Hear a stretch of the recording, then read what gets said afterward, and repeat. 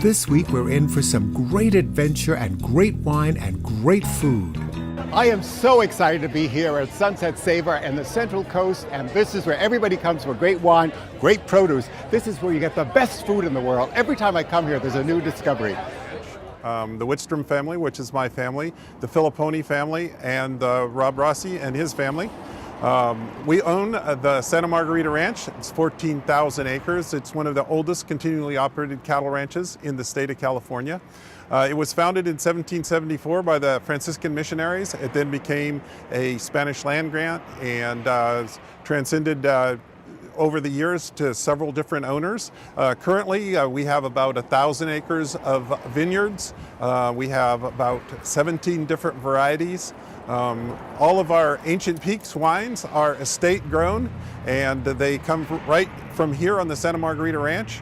Santa Margarita, or the Ancient Peaks brand, started in 2005. The unique thing about the Ancient Peaks and the Santa Margarita Ranch is it lies between two faults that make the soils very unique. We also are the southernmost vineyard in the Paso Robles appellation, and we're only 14 miles from the coast, separated by the Santa Lucia mountain range from the marine influence. We currently raise Angus beef cattle for the Hearst Ranch natural beef program. So those cattle get no hormones, no antibiotics. They are free range. One of the things that you can do if you come to the town of Santa Margarita or you're visiting the Paso Robles wine country, you can come and enjoy a tour of the Santa Margarita Ranch. We also have another company called Margarita Adventures. Margarita Adventures currently has a ranch tour and zip lines. There's 4 zip lines that are a total of about 3,000 feet. The first one is called the Renegade, and it's about 1,300 feet. There's 4 complete lines. You go across grasslands, oak forest, and then you're overlooking all of the vineyards. In the spring, we're planning to start a wildlands tour. The ranch is about 25 square miles, so it'll be optional as a hiking, biking, or if you don't have the stamina to do the hike, we can escort you through by vehicle. We have a Jeep that can accompany you. It'll be about a 3-mile hike, mostly downhill. We'll culminate with a lunch at some historic cabins in a small lake. I'm about to zip across this enormous ranch.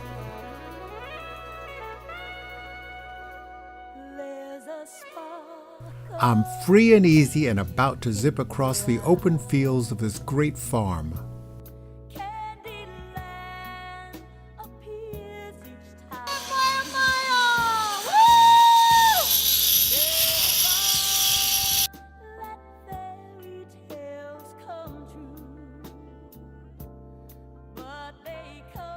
You know, ziplining is so much fun and it's gut-wrenching.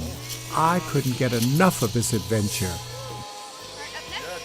Wow, I'm showing off now.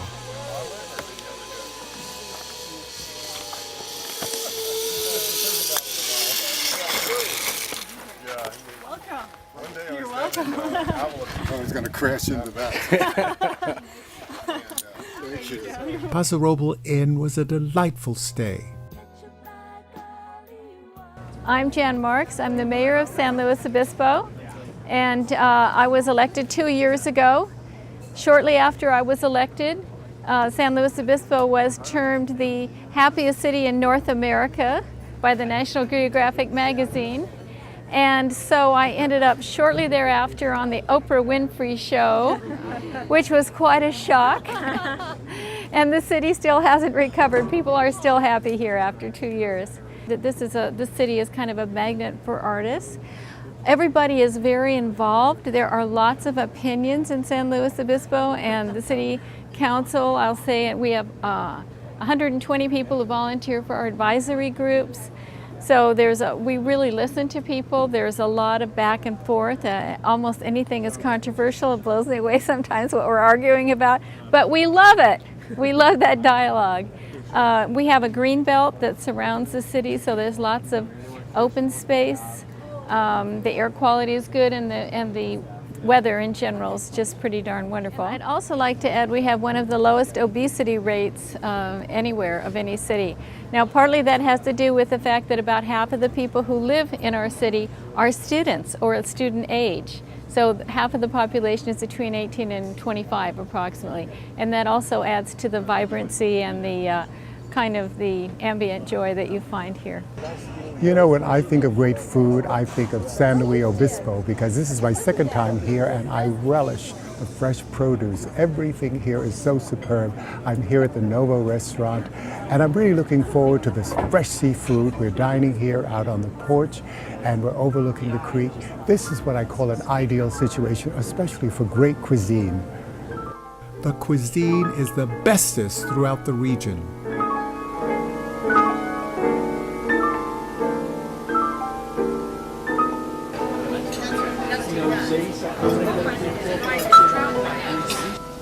My name's Shannon Bates and I'm the Public Art Coordinator for the city. This is an example of one of City of San Luis Obispo's 16 painted utility boxes that we have within the downtown. Each box was painted by a local artist that was selected through an art jury process. This one's called Hummingbird Effect by local artist Joe Batchelor.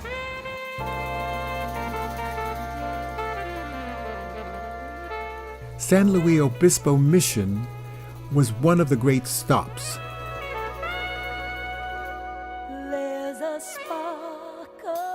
Morro Rock stands in the bay and it's surrounded by a beach, and the beach is filled with birds and surfers.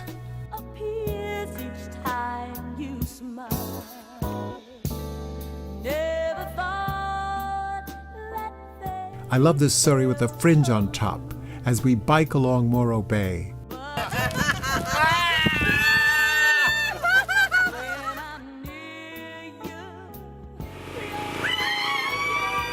What could be more fun than this, especially breathing fresh air?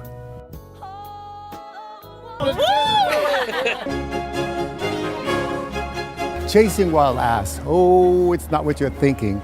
It's a narrative of my travel around the world. I have interspersed photos and aromatic recipes, which allows you to dream, discover, and rediscover these great destinations around the world. The title of the book came about while we were chasing jackasses in Kutch Wild Ass Sanctuary in Gujarat, India. And I thought that was a great title for the book. This is food for the soul. Not only does it allow you to dream, it's adventure, it's history, it's culinary, it's culture, with a sense of humor to spice it up. Chasing Wild Ass is a celebration of life. You have to live each day as if it's your last. Remember, my world is your world, so get up, get out, and travel! Now the local fishermen are bringing in the catch of the day.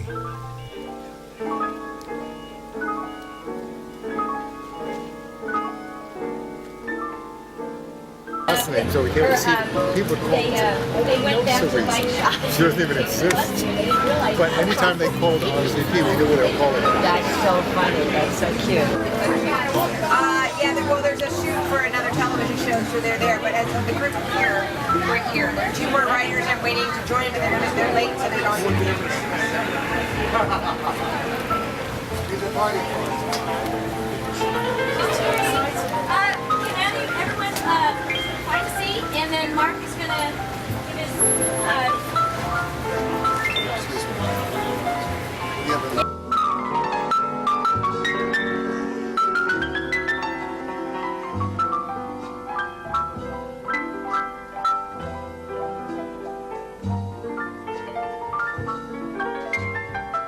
Over where we tell you who caught your fish and we put that fish to a fisherman and we're truthful about it.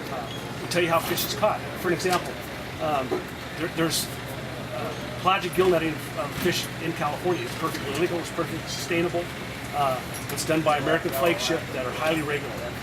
You have to understand I have 44 years of my bias in the fishing business. But I think it's a pretty fair bias. For an example, we'll talk about red snapper. Everybody here has probably had Pacific red snapper. There's no such animal. Absolutely no such animal. There's about 60 different varieties of rockfish. It's a brown rockfish. It's different than some of the other rockfish. This is a vermilion rockfish. This is sold to you as red snapper, but it's a vermilion rockfish. It's totally different.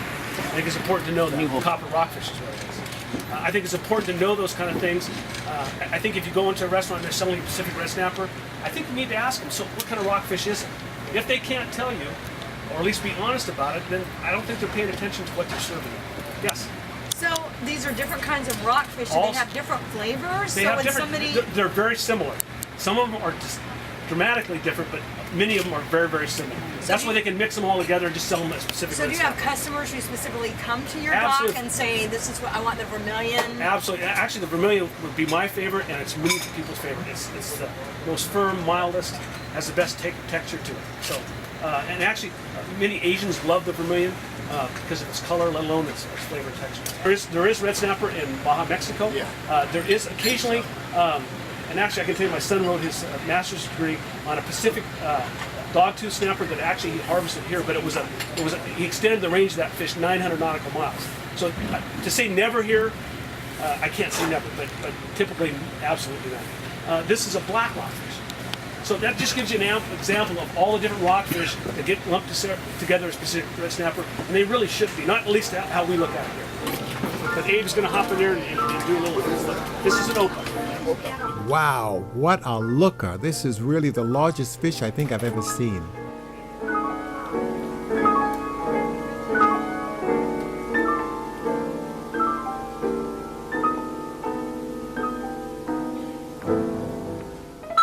Nothing could be more enjoyable than sharing a glass of wine or two with new friends and dining on fresh seafood.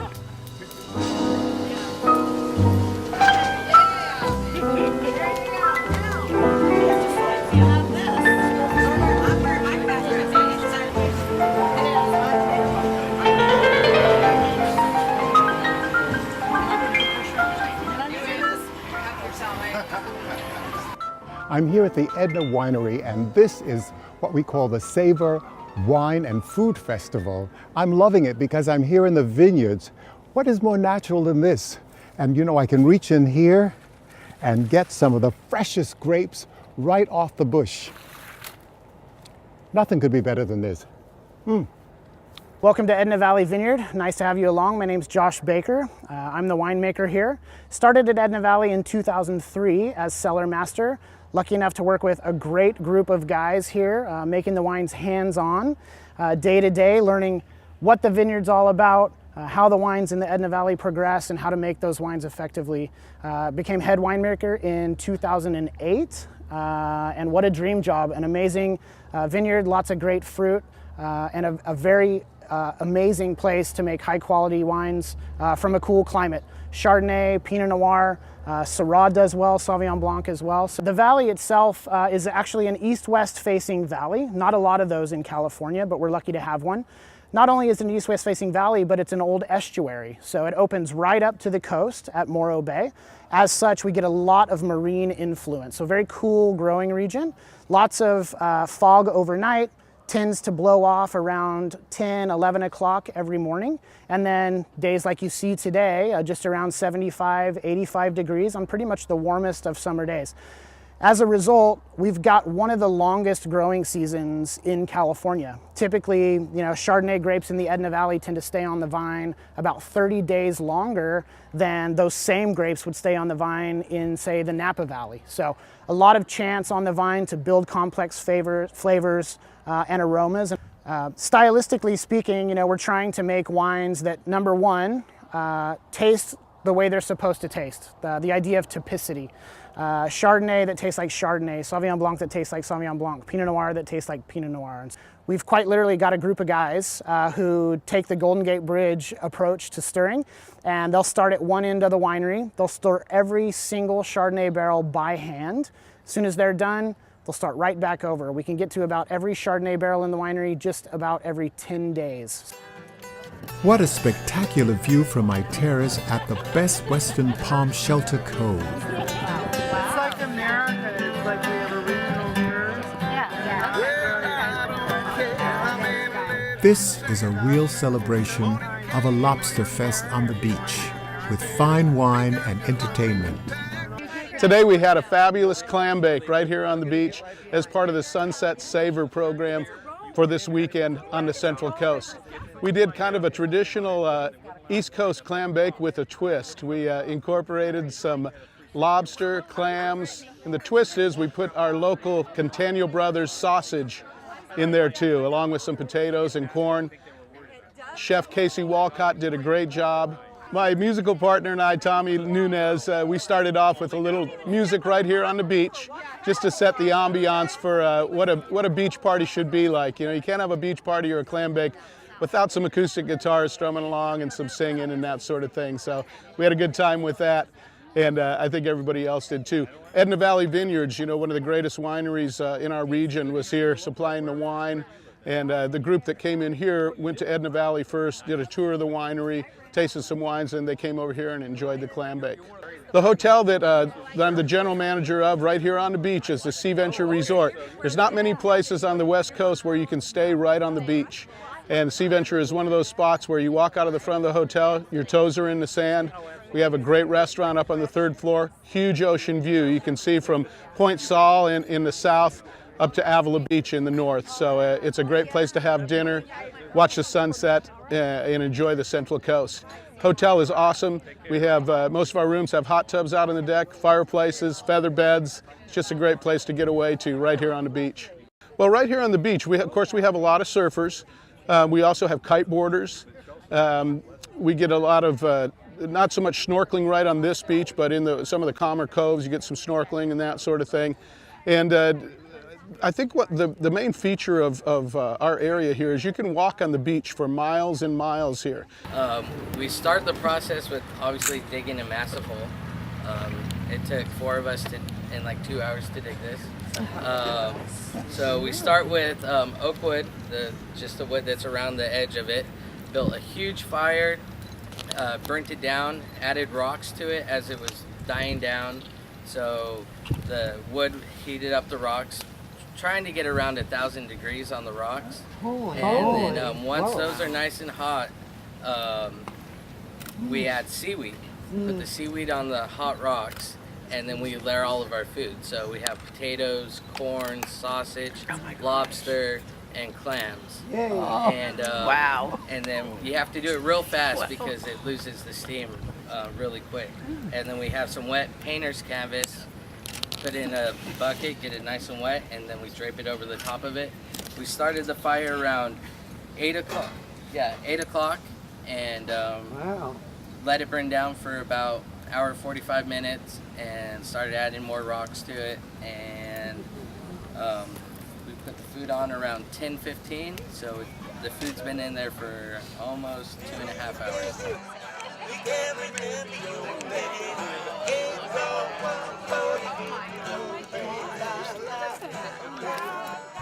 I love the fact that these tents are set up on the beach and we can have a wonderful dining experience.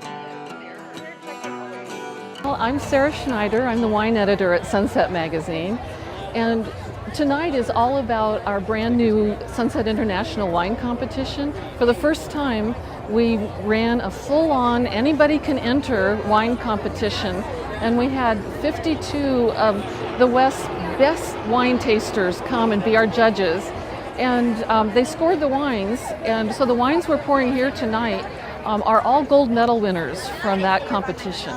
The wine tasters were all from the West except for one who came in from London, but his beat is the West Coast.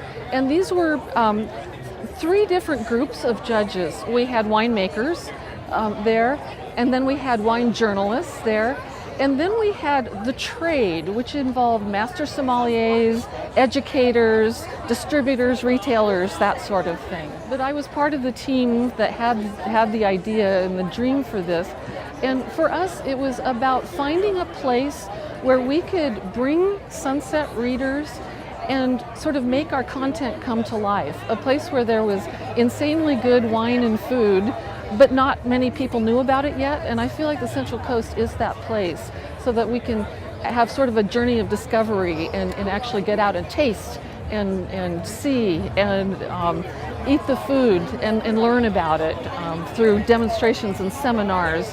And so I'm very proud to be a part of this whole experience. This particular region, where actually there's several regions clumped together here, happens to have a lot of different weather patterns, so the wine is quite diverse. You have warm weather Zinfandels and Cabernets from Paso Robles, and then you have cool weather Chardonnay and Pinot Noir from South County, and all sorts of experimenting going on with Spanish varieties and Rhone varieties and blending. Some of it's traditional and some of it's just avant-garde, and that's all happening here. So it's a very lively wine region. This is a region where people come in to experiment. It doesn't have generations of winemaking that sort of creates a stately Napa Valley feel, which is good in its own way.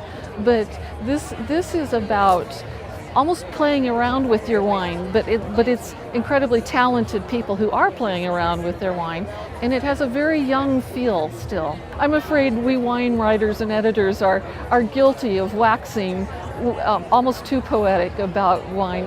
It is just a beverage at the end of the day, but you know, there is that butter and there is that crisp apple in there, and sometimes there's even that tar and that tobacco in there. So we stand behind the words. The Wine Award dinner was truly a night of celebration.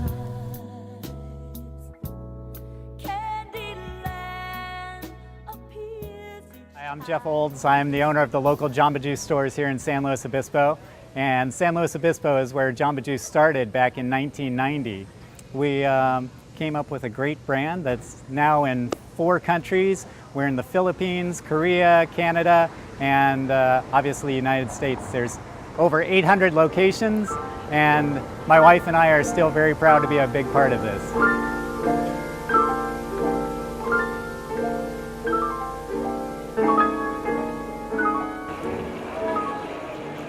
Welcome to GlobeTrotter. I'm Jon Haggins. I'm here at the Hearst Castle. This is a very special experience because we're high on the hill. This is everyone's dream. And the castle is a very historic spot. It's a national park, and it's where everybody comes. We're having a dinner out in the evening. Great sunset, the great pool. This is where all the stars used to come. And I'm here, and I'm loving it. The Hearst Castle is a dream destination, and it sits high on a hill overlooking a valley. Mr. William Hearst truly built an oasis to be enjoyed for years to come.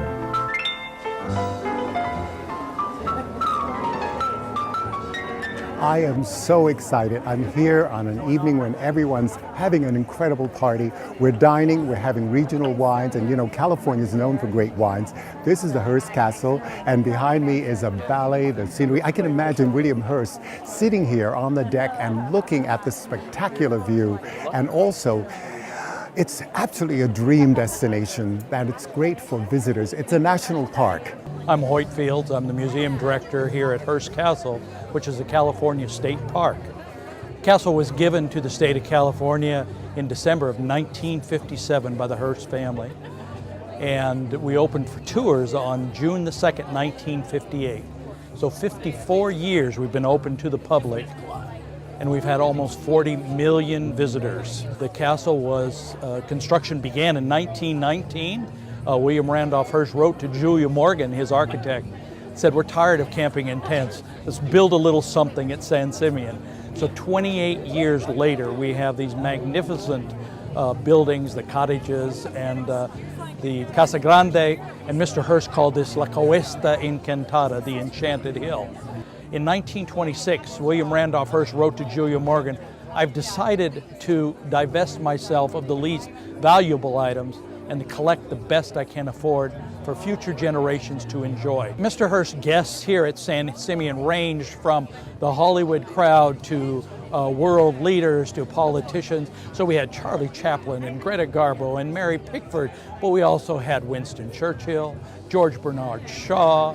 When you visit the castle, of course, there are 165 rooms here at the estate, 14 living rooms, only one dining room, 2 pools, 2 libraries. It is just magnificent. The rooms are full of 15th, 16th, and 17th century Spanish and Italian art. The oldest piece in the collection is 18th dynasty Egyptian, 3,600 years old. We're here at Windfall Farms in California, and this is Paso Glow. And the event itself is really all about wine, and this is what California is known for.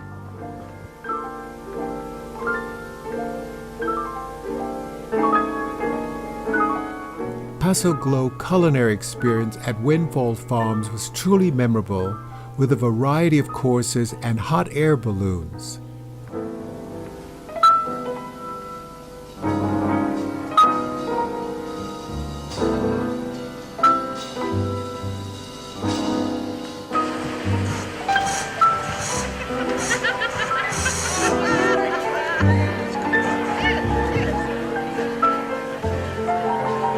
Gotta come to Paso Glow and kick your heels up. Get your cowgirl on over here. It's a party.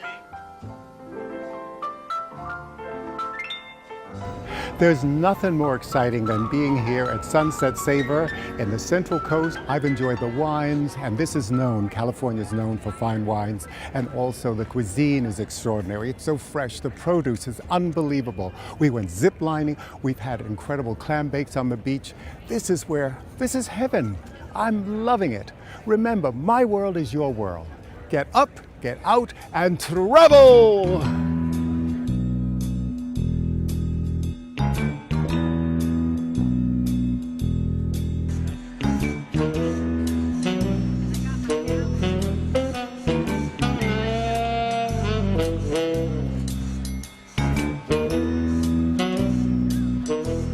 San Luis Obispo and the Savor Wine and Food Festival is truly a special event to be shared with friends and family. Look forward to seeing you next week for another adventure around the world. So long for now.